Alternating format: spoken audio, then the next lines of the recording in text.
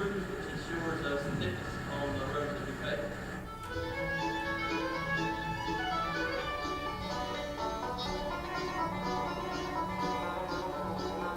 We do the road inventory and the pavement inspection.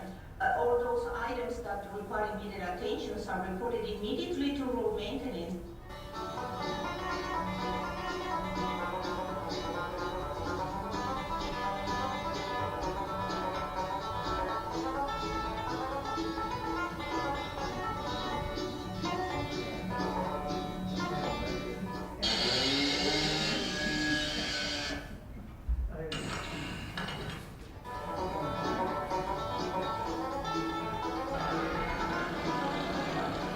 Inspecting this subdivision. It was just recently finished, and we're checking to make sure it complies with all the county regulations.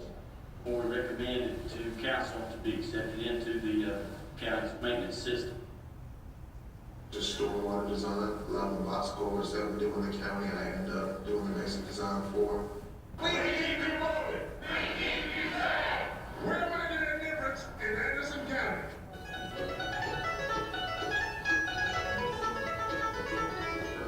Work with the Anderson County Roads and Bridges sign department.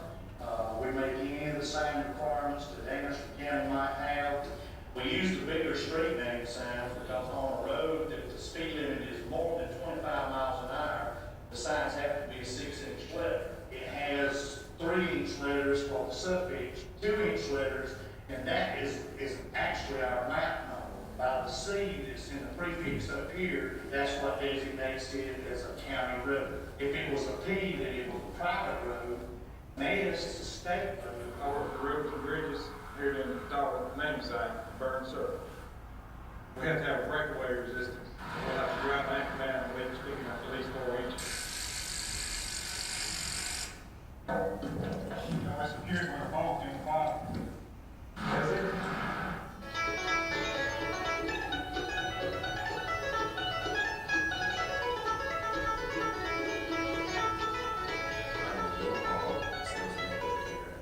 Scientific analysis, how many crashes are on these roads in a 4 or 5 year period, how much traffic is generated on the road, and you obviously what type of traffic controls are at the intersections. That we give it to our engineers for that.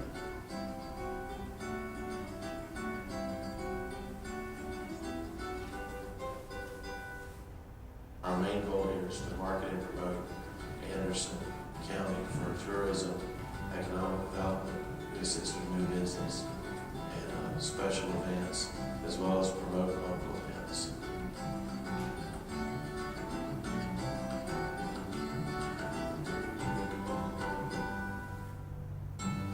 I tell folks all the time that Anderson's a great community with all the amenities of a large city, but the friendliness and convenience of a small town. I think our #1 asset in Anderson County is Lake Hartwell.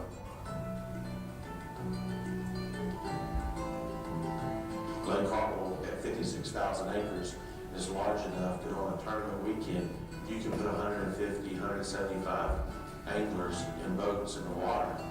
And folks, guys aren't going to fish on top of one another. Now, first of all, Lake Hartwell is a championship lake.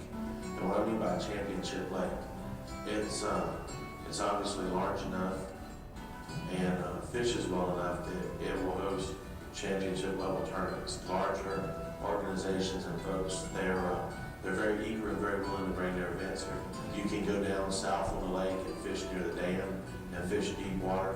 You can utilize the Seneca River system and the Tougaloo River system and fish rivers. And then you can go up in like 6 and 20 Creek and some of the other smaller creeks that feed the lake and fish a totally different style. So you've got probably 5 or 6 different styles or ways that you can fish Lake Hartwell, and you don't have to fish it the same. In a multi-day tournament, you won't have to fish it the same way twice, but also in a tournament where you have 150, 175 boats in the water, folks aren't fishing on top of one another.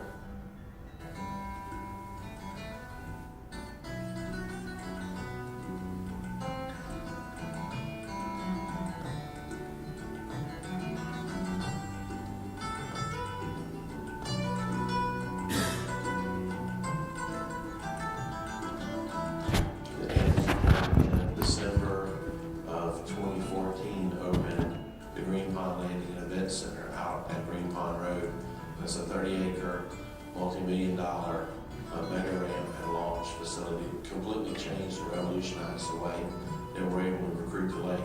There's not a day or a week that goes by in this office that we don't take a phone call from an organization, a fishing organization, whether it's local folks, local event organizers want to put on a local tournament, or national level tournaments, such as the Bassmaster Classic, which we hosted as the first major event in Green Pond in February of 2015. But I can tell you this, at Anderson, we found absolutely everything we needed and a ton of friendly people. This week, over a week, this has been many years in the making. But the Bassmaster Classic came to Lake Hartwell in 2008. Many boats competition with Lake and the Great Event Center that would attract world-class events and projects, such as the Green Pond Landing and Event Center, built upon Anderson County's many handstands and natural resources, especially Lake Hartwell. Green Pond Landing and Event Center puts us on the map for international fishing tournaments, water sports, and competitions. It's a world-class facility, and with world-class facilities comes world-class events. This has been a great opportunity for Anderson County, and while this has been a wonderful event, we certainly are happy to kick off Green Pond's official life with the Bassmaster Classic.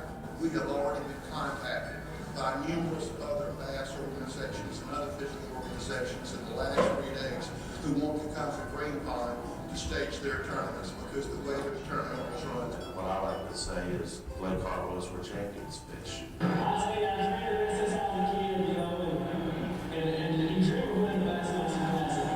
You don't ever really dream of fishing the Bassmaster Classic on your home lake and winning it in your hometown on your home lake.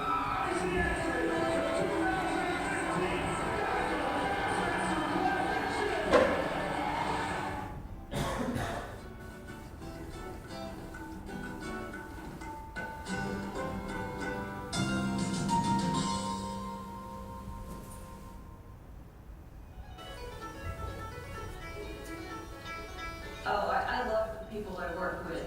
Everyone takes their work to heart.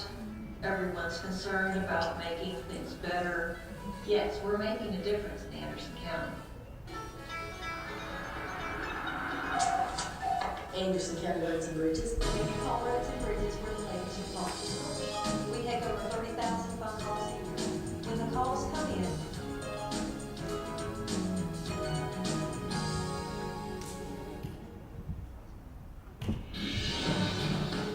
I've been in this job for almost 18 years now. I've been to a lot of training, a lot of classes. I love the training aspect of it, getting to teach the new officers and officers who've been here for a while a new skill set. And it's just something I'm passionate about. I really enjoy it. We're here to either reinforce what they already know or train them something. The outcome of that being at the end of the training cycle or training evolution we're on, if we can see that we've reinforced what they already do, or we have taught them something new. That's the gauge every time we're done. There are a lot of guys who come out of the military. They've learned teamwork, a lot of teamwork, team building skills. They've learned just kind of how to fight through things. A lot of the guys nowadays that are coming out have seen combat, they have combat experience, so their ability to handle certain situations, to always have their head on a swivel, 360 degrees of awareness helps. Also, their dedication to something other than themselves. They show a lot of that, the guys because they've had to live that lifestyle. Plus, their just determination. They want to come out here and get better, be better, and do great things. When you see somebody, especially on the range, they come out and when they leave, they're better than when they got there, or more comfortable. That's the payoff for us.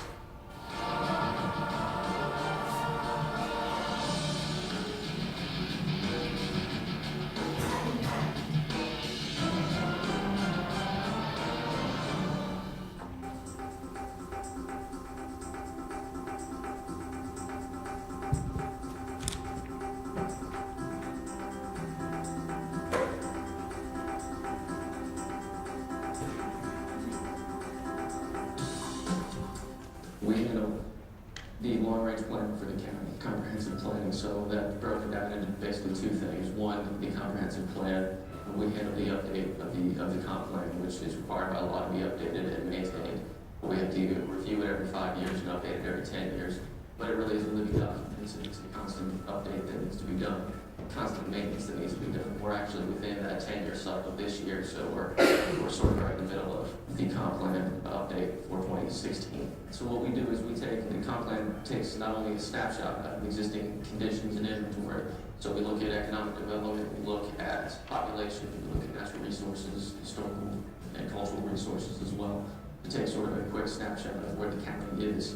And then we also look at long range, where we expect the county to go over the next 5, 10, and 20 years. So it really gives us the opportunity to do both.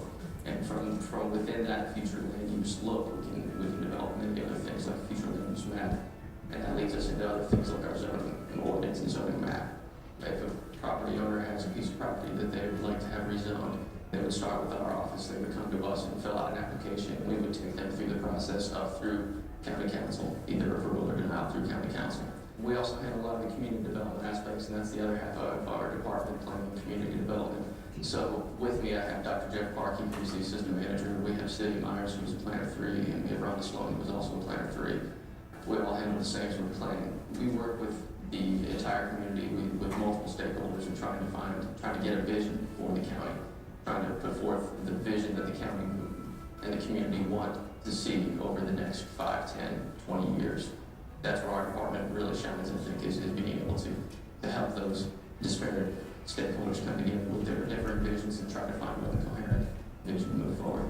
I'm the assistant manager in the department, and we do a variety of things related to land use planning and also community development in the county. Some of that involves things like designing and adjusting the zoning policy and its implementation, and that has an effect, obviously, on development and growth in the county. We also are involved in a variety of other more project-oriented or program-oriented kinds of works. Our neighborhood initiative program is something that we have underway right now, which is a blight removal program trying to address falling down, dilapidated residential structures in the county that are unsafe, unfit to live in, can attract illicit behaviors. They're just not a good thing for the neighborhoods or for the community. From state South Carolina Housing Finance and Development Authority, the county was able to obtain $2.5 million to address this issue. So that's the funding source for that. It's a voluntary. Thank you. Mr. Williams. Mr. Chairman, that's a rough sample of what the Anderson Community Channel will be. Thank y'all. I'm gonna give everybody a big hand for everybody working on it.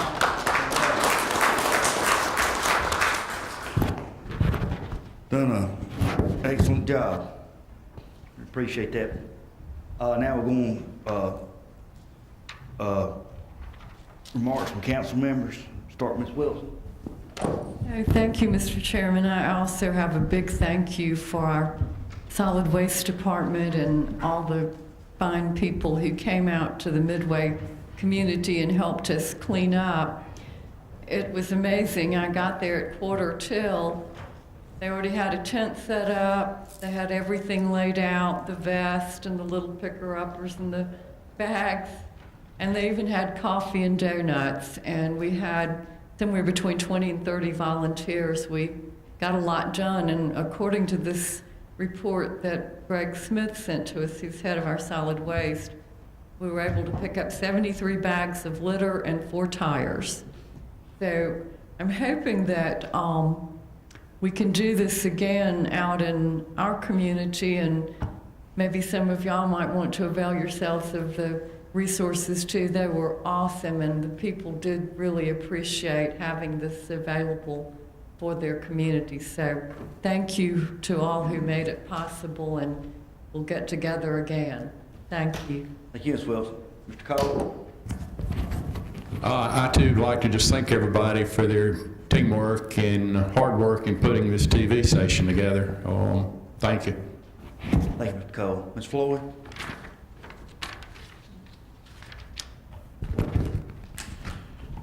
Thank you, Mr. Chair. I am seriously concerned about the supplementary budget.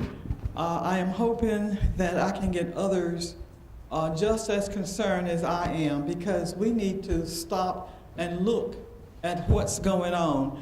These kinds of things might be all right today, but next year, the year after, how do we know it won't lead to a raise in taxes? We need to know you need to know what your government is doing. I understand that there's going to be, on the third reading, that they might be putting something else in, something on parks and recreation. Now, I don't know much about it, but it seems as if there's a speculation out there in the streets that the Golden Pond will be added to this, as well as the Dolly Cooper Park in this supplementary budget toward the end. And if it is, and if Broadway Lake is not in there with them, it has no fury. Okay. Also, would like to meet Ms. Davis on Friday at 1, Ms. Davis, if that's agreeable with you. So I can sit down with you and we can go through it. I need you to help me with my fears. I want you to show me there's nothing to be concerned about in this budget, okay? And any of my colleagues who would like to join me, please do so. I asked 2 of you today about it and you didn't know much. So I'm not the only one sitting up here, folks, who's asking questions. Well, yes, I am. I'm the only one who will ask questions, but I'm not the only one who doesn't understand it. You did a good job with the first thing. I graded you on your diversity, music, clarity, informative, storyline, and the length. I graded it. And I will be giving this, I'm not going to tell you what I graded, but I'm going to give it to the nice young man that I met this past week. Mr. Jones, what was his name again? Steve Combs. Steve who? Combs. Okay, yeah, Steve Combs. He is a very informative person. He knows what he's doing. When we first chose him, nobody tells you anything about the people. And sometimes you don't know what to ask. So you can ask your own question. If I knew what to ask, I would have. But I liked him. He is informative. He knows what he is doing. He's very, very personable and easy to get along with. So I think all who meet him will be able to work with him very well. Let's see, I think that's all that I've had. It's been, other than the telephone, and it has been a quiet week. And I thank you. Mr. Allen? Yeah, thank you, Mr. Chair. I'd like to read a short story here. It's very short, and it has to do with the animal shelter. And I'm the person designated as the animal lover, I guess, because I've worked on that ordinance quite a bit. And I am an animal lover, and I especially love boxers, and that's what this story is about. It's short, and I'll read it to you. This occurred back on the 28th of January. A dog, a boxer, was brought into the Paws Clinic out here on 29. And after seeing the dog, they named it Amara, A-M-A-R-A, and that means strong, beloved warrior. It was brought into Paws as a stray, as I said, on January 28th. The Amara is approximately 2 years old. I've got pictures here if anybody wants to see it afterwards. Obviously malnutrition, apparently has given birth to several litters in her short life. She's also sustained 2 gunshot wounds, which have left her with impaired vision and hearing. Working with community volunteers and other partners, the staff at Paws was able to provide immediate short-term care for Amara and arranged for her transport on a Sunday to Boxer Butts and Other Mutts, a rescue partner located in Mills River, North Carolina. Sadly, Amara's story is not atypical. The staff at Anderson County Paws sees dozens of such cases every month. Most of these animals cannot easily be made available for local adoption due to extenuating circumstances, so it's critical that a comprehensive rescue program be maintained in order for us to give dogs and cats like Amara a new lease on life. Thanks to County Council's support of the rescue program at Paws, Amara and 650 other animals just like her have been transferred to rescue groups since 1 October of 2015. During all of 2015, the staff at Paws saved the lives of some 3,113 animals through adoption, return to owner, or transfer to rescue groups. And I don't have the exact numbers here, but I'm certain that we are are down on the number of euthanasias from what they were 5 or 6 years ago, and a lot of that's due to the work at the Humane Society, the Spay and Neuter Clinic, and also PAWS. But these poor, I don't know how anybody can do this. I do not know how a human being can do that to another animal. So I just wanted to read this story. It's one of the life-saving stories that comes out of PAWS, and they do a lot of this work down there, and I have to applaud them for that. Thank you, Mr. Chair. Thank you, Mr. Allen. Mr. Waters? Got two things. February the 13th, I'm going to participate in the polar bear jump out at Portman Shoals. So, no, I'm going to put on as much as I can get on. So, if anything happens that day, I'm ready to go. The second thing, Upstate Regional Drill Championship, hosted by Pendleton High School Junior ROTC and Anderson Lights of Hope, Saturday, March the 5th, 2016. The doors will open at 8 a.m. The drills will start at 9 a.m. Award ceremony will begin at 4 p.m. And this will be at the Anderson Civic Center. Last year, went out and looked at that, and just kind of being an old military guy, it's pretty impressive to watch these kids, how precise they are. And to tell you the truth, I wished I could do some of that stuff.